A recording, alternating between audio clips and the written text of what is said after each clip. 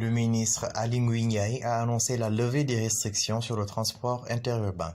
Selon le ministre, les transporteurs peuvent désormais circuler jusqu'à 23 heures en présentant un manifeste pour faire le point sur les clients et leurs contacts, mais aussi sur le port de masques obligatoire des clients sous peine de sanction.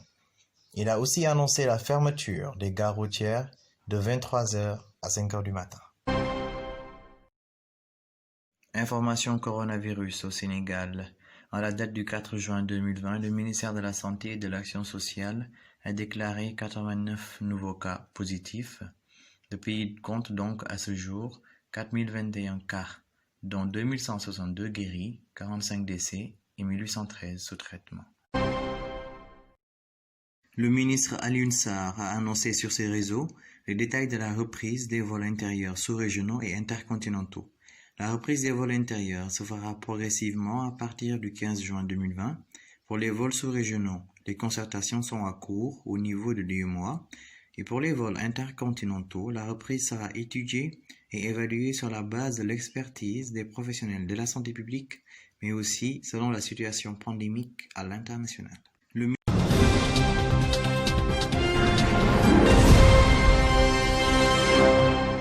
C'est un Barack Obama optimiste et conscient de la colère actuelle qui est apparu mercredi dans son premier message vidéo depuis la mort de George Floyd aux mains de la police de Minneapolis le 25 mai dernier. Il y a un changement d'état d'esprit qui s'installe, a souligné le prédécesseur de Donald Trump. Une plus grande reconnaissance que nous pouvons faire mieux. Et c'est le résultat direct de l'activité de la capacité d'organisation, de mobilisation, de l'engagement de tant de jeunes à travers le pays qui se sont mis en première ligne pour faire la différence. Et je veux juste leur dire merci. Les forces du gouvernement d'union, GNA, ont affirmé jeudi contrôler tout Tripoli et sa banlieue dans le sillage d'une série de revers du maréchal Khalifa Haftar, l'homme fort de l'Est libyen, après plus d'1 an de combat aux portes de la capitale.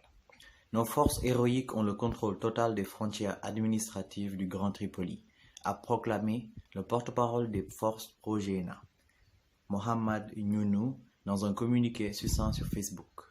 Cette annonce intervient après plusieurs succès. Les troupes du GNA, entité basée dans la capitale et reconnue par l'ONU, dont la reprise de l'aéroport international a été faite ce mercredi par les pro-Haftar. Le maréchal Haftar avait alors lancé une offensive visant à s'emparer rapidement de Tripoli, mais les combats se sont rapidement enlisés au sud de la capitale sur fond d'intervention croissante de parrains étrangers. Jeudi, les images ont circulé sur les réseaux sociaux et les chaînes de télévision locales montrant une forte présence des combattants pro-GNA dans des zones occupées jusque-là par les pro-Haftar. Les forces du gouvernement d'union